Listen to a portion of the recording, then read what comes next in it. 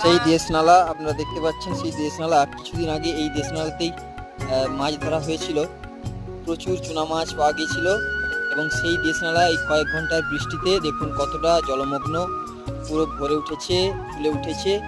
সেই দেশনালা একটা একদম আমাদের গ্রামের মাছ দিয়ে বয়ে যাওয়া ছোট্ট একটা নদী এবং তারই ওপর একটি বাঁশের সেতু রয়েছে। সেই সেতুর ওপরই আমি দাঁড়িয়ে রয়েছি, আপনাদেরকে দেখাচ্ছি, একটু দেখতেই পাচ্ছেন সেই সেতুর ওপর আমি দাঁড়িয়েছিলাম এবং আমি আপনাদের দেখাবো সেই ঘুঘু পোলের দৃশ্য। আজকে দেখাবো সেই ঘুঘু পোল, সেই ঘুঘু পোলের দৃশ্য।